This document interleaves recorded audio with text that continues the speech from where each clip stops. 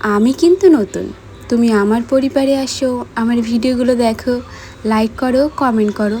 আমিও তোমার পরিবারে যাব, তোমার ভিডিও দেখব, লাইক করব, কমেন্ট করব, এমনকি শেয়ারও করে দেব।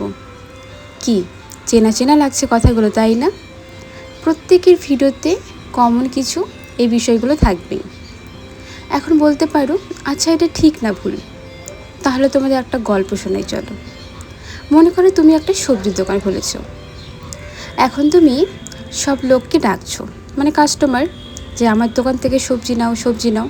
সে প্রথম দিন নিল, তবে তার ভালো লাগলো না। তুমি দ্বিতীয় দিন বললে, সে তবুও সবজি নিল। তবে তৃতীয় দিন হাজারবার বললেও কিন্তু সে আর তোমার দোকানে সবজি কিনতে যাবে না। তার থেকে কি ভালো বলো তো? তুমি দোকানে ভালো সবজি রাখো না, তোমাকে কোনো কাস্টমারকে ডাকতেই হবে না, অটোমেটিক দেখবে দোকানে ভিড় পড়ে গেছে। এর মানে কি দাঁড়ালো? তুমি ভালো ভিডিও বানাও, তোমাকে অডিয়েন্স ডাকতে হবে না, অডিয়েন্স নিজে থেকেই তোমার চ্যানেলে চলে আসবে। নমস্কার বন্ধুরা, আমি দিয়া। আমার একটি মিনি ব্লগে তোমাদের সবাইকে জানাই অনেক অনেক স্বাগত।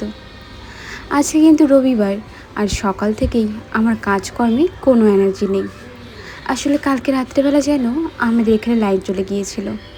রাত তখন বাজে 12টা। এদিকে প্রচুর পরিমাণে গরম, তার মধ্যে কারেন্ট নেই, তার উপর আবার মশার উৎপাত। সকাল থেকেই মাথাটা যেন ঝিনঝিন ধরে আছে। আমি তো শুনেছিলাম রাত্রেবেলা ঘুম না হলে নাকি মাথা ব্যথা করে, তবে আমার দাঁত ব্যথা করছে। মানে পুরো দুনিয়ার থেকে যত আজব আজব জিনিস, সেগুলো হয়তো শুধু আমার সাথেই হয়ে থাকে। তা যাই হোক, মাথা ব্যথা হোক, কপাল ব্যথা হোক, সংসারে কাজকর্ম তো করতে হবেই। তো সকালে রান্নাবাড়ি প্রত্যেক দিনের মতন আজকেও হয়ে গেছে।